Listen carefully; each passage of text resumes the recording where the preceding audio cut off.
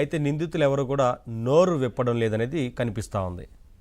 అంటే ఇందులో అసలు ఈ కేసుకు సంబంధించి ఏం జరిగింది, ముడుపులు ఎక్కడి నుంచి ఎవరికి వెళ్ళాయి, అంతిమ లబ్ధిదారు ఎవరు, ఇలా పలు అంశాలకు సంబంధించి విచారణ కొనసాగుతున్నప్పటికీ ఎక్కడ కూడా నోరు విప్పట్లేదు అనేది అర్థమవుతా ఉంది.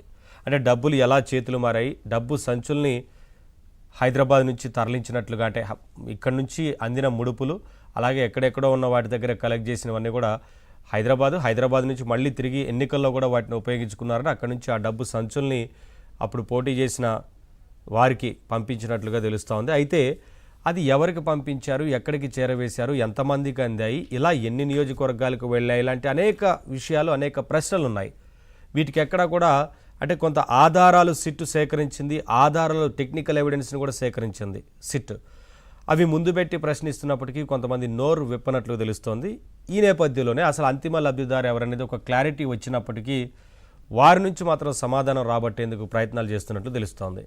ఇప్పటికే సమాధానం చెప్తే అసలు అంతిమ లబ్ధిదారు ఎవరు, అసలు ఎవరికి అందాయి అనేది చెప్తే మమ్మల్నే పైకి పంపుతారంటూ మాట్లాడిన నిందితులు కూడా ఉన్నారు. అందులో రాజకేశ్ రెడ్డి ఆ విషయాన్ని కూడా భయపడుతున్నట్లు తెలుస్తోంది.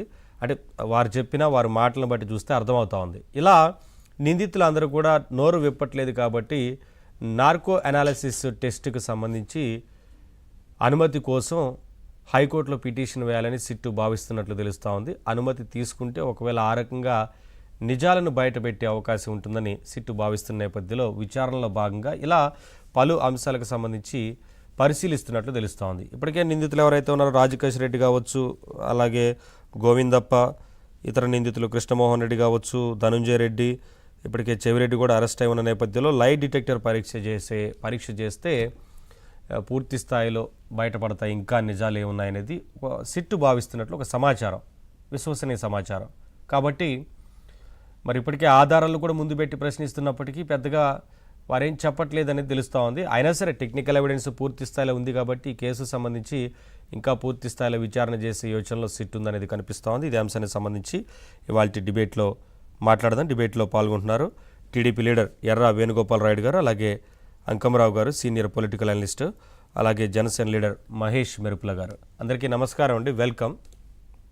ముందుగా సార్ రావు గారు, అంటే ఈ ఎవరు కూడా నిందితులు ఎవరు కూడా నోరు విప్పట్లేదు అనేది కొంత ఉన్న సమాచారం.